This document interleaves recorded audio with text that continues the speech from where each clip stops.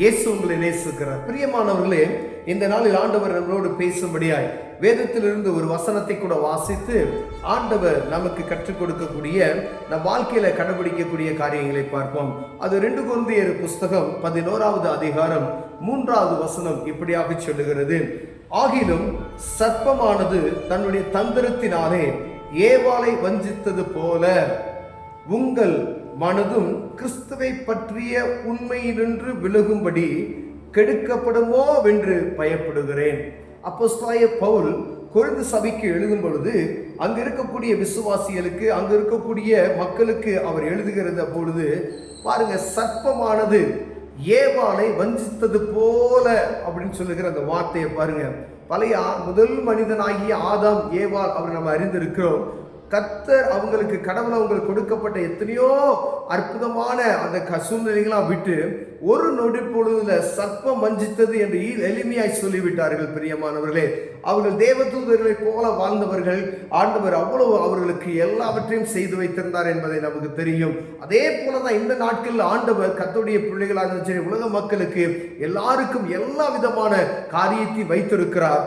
ஆனால் பவுல் சொல்லுகிறார், இந்த ஏவாளை வஞ்சித்தது போல சர்ப்பம் பாருங்க, சாதா எளிமையா ஒரு நயவசிப்பான பேச்சுல வஞ்சித்து பாருங்க, கடவுளுடைய கீழ்ப்படியாமைக்கு, அந்த அடிமைத்தனத்துக்கு சாபத்தை பெறக்கூடிய ஒரு சூழ்நிலைக்கு நேராய் தள்ளப்பட்டார். அன்னைக்கு கொடுக்கப்பட்ட சாபம் இந்நாள் வரைக்கும் எல்லா ஸ்திரீகளுக்கும் இருக்கக்கூடிய மரண வேதனை அவர்கள் அனுபவித்துக் கொண்டிருக்கிறார். சர்ப்பத்துக்கு ஒரு ஆண்டவர் ஒரு சாபத்தை கொடுத்தார், அது ஊர்ந்து சென்று கொண்டிருக்கிறது. நீ மனிதனுடைய காலை கடிப்ப, அவன் தலையை நசுக்குவான், நீ மண்ணினால்தான் ஊந்து போவ அப்படின்னு சொல்லி ஆண்டவர் அன்னை கொடுத்த அந்த சாபம் இந்நாள் வரைக்கும் அது இருக்கிறது நாம் அறிந்திருக்க முடியுது. பிரியமானவர்களே, ஆனா கடவுளுக்கும் மனிதனுக்கும் உடைய ஒரு நெருக்கம் என்ன ஆகிட்டுனா பிரிந்து போய்விட்டது. அந்த நாட்கள்ல ஆண்டவர் அவனோடு உலாவுவதற்காய், அவனோடு பேசுவதற்காய் ஏதேன் தோட்டத்துக்கு வரும் பொழுது அவன் ஒளிந்து கொண்டிருக்கிற ஒரு சூழ்நிலை அந்நாள்ல பார்க்கிறோம். பிரியமானவர்களே, பாருங்க, சர்ப்பம் ஈஸியா எளிமையா சொல்லிவிட்டு போயிட்டான், இந்த பழத்தை நீ சாப்பிட்ட அப்படின்னு சொன்னா நீ கடவுளை போல ஆயிடுவ அப்படின்னு சொல்லி. அதே போலதான் சொல்றாரு, அவர் சொல்றாரு, இந்த நாட்கள்ல அந்த சர்ப்பமானது எளிமையா ஏவாளை வஞ்சித்தது போல இந்த நாட்களை எல்லா ஜனங்களையும் பொல்லாதவன் வஞ்சித்து கொண்டு, அவன் அன்னைக்கு செய்த காரியம் ஒரு மனுஷிய வஞ்சித்தான்.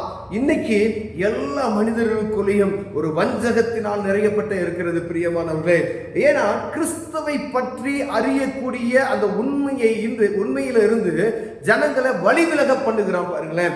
ஏன்னா கிறிஸ்துவை அறிந்து கொண்டால் நீங்க எல்லா விதத்திலும் ஆண்டவருடைய பிள்ளைகளாய் மாறிவிடுவீர்கள். அன்னைக்கு ஆண்டவர் போல இருப்பீர்கள் சொல்லி அவன் என்ன செஞ்சுனா, தேவதூதர்களை போல நீங்க இருப்பீங்கன்னு சொல்லி ஏவாளை எளிமையை வஞ்சித்து விட்டான். ஆனா இந்த நாட்கள்ல கிறிஸ்துவை அன்பை அறிந்தால் மாத்திரமே அந்த பரலோக ராஜ்யத்துக்கு நம்ம உள்ளே நுழைய முடியும் என்பதை அவன் அறிந்து, அங்கு யாரும் உள்ளே நுழையக்கூடாது என்பதற்காக இந்த கிறிஸ்துவை பற்றுகிற அறிகிற ஞானத்தை விட்டு ஜனங்களை விட்டு பிரித்தெடுக்கிறார்.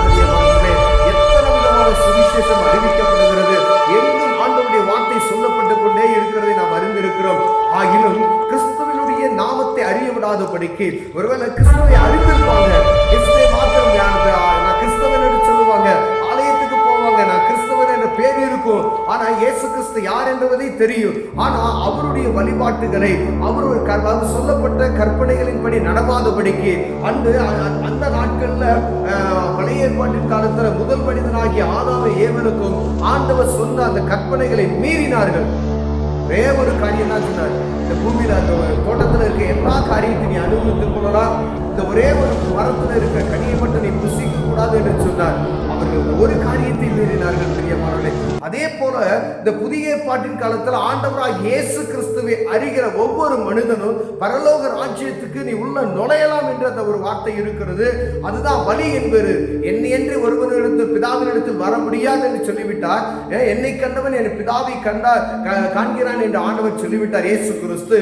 அப்ப பாருங்க, ஒரு சின்ன காரியம் தான், இந்த ஒரு பழத்தை நீ சாப்பிடாத அப்படின்னு சொன்னாரு, அவர் சாப்பிடாம முடிஞ்சிருச்சு. இப்ப இயேசு கிறிஸ்து என்ற நாமத்தை நீ தரித்து கொண்டனா இந்த பரலோக ராஜ்யத்துக்கு நீ உள்ள வரலான்னு சொல்றாங்க. ஆண்டவர் சொல்றாரு, ஆனா அதை கேட்பதற்கு மனம் இல்லாதபடி ஜனங்களுடைய கண்களை குருடாக்கி போட்டு, மனக்கண்களை குருடாக்கி போட்டு, காதல் அதை கேட்க விடாதபடிக்கு அந்த நாமத்தை உதறி போட்டு கொண்டே போகிற அநேக மக்களை நான் பார்க்க முடிகிறது. பிரியமானவர்களே, எங்கும் சபைகளுக்குள்ளும் இருக்கிறது, உலக நாடுகளுக்குள்ள அப்படிப்பட்டதான காரியம் இருக்கிறது. இந்த தெய்வத்தை நீர் அறிந்து கொண்டா நீ பரலோகத்துக்கு போய்விடுவே என்பதை அவன் பொல்லாதவனாகிய பிசாசன் அவன் அறிந்து அவரை அறிய விடாதபடிக்கு, அவருடைய கற்பனைகளை கை கொள்ள விடாதபடிக்கு, அவர் சொன்ன வார்த்தைகளுக்கு செவி கொடுக்க விடாதபடிக்கு நம்ம செவியை அடைத்து வைத்திருக்கிற உணர முடிகிறது. பிரியமானவர்களே, நீங்க தேவ சமூகத்துல ஆண்டவரே நீங்க என்னை விடுவீங்க அப்படின்னு சொல்லும் பொழுது ஆண்டவர் என்ன செய்ய விடுவிக்கிறார். எப்படிப்பட்ட பாவமான மனிதனாக இருந்தாலும் சரி, நான் பாவி என்று யார் சொன்னாலும் சரி, ஒருவர் இந்த உலகம் ஏற்றுக்கொள்ள முடியாத ஒரு மனிதனாக இருந்தாலும் சரி, இயேசு கிறிஸ்து கிட்ட நீங்க வரும்பொழுது அவர் என்ன செய்யறார், எல்லா பாவத்தையும் மன்னித்து அக்கிரமத்தை நீக்கி அவர் என்ன செய்யறார், விடுதலை தருகிறார். பிரியமானவர்களே, ஒரு இந்த உலகத்தில் இருக்கிற மருத்துவரால் குணமாக்க முடியாத எப்படிப்பட்டதான வியாதியை அவர் சுகமாக்க முடியும். இந்த உலகம் ஏற்றுக்கொள்ள முடியாத எப்படிப்பட்ட பாவியும் அவர் என்ன செய்கிறார், சுத்தக்கரனாய் மாற்றிவிட வல்லமையுள்ளவராய் இருக்கிறார். பிரியமான ஏன் என்றால் இயேசு கிறிஸ்துவின் இரத்தம் சகல பாவங்களை நீக்கி சுத்திகரிக்கும் என்று வேதம் சொல்லுகிறது. மனிதனுடைய பாவத்துக்காய் தன்னையே பலியாக கொடுத்திருக்கிறார். ஆட்டு ரத்தமோ கோழி ரத்தமோ எந்த ஒரு ரத்தமோ மனிதனுடைய பாவத்தை கழுவுவதற்கு நிகரில்லை என்று சொல்லி ஆண்டவராக இயேசு கிறிஸ்து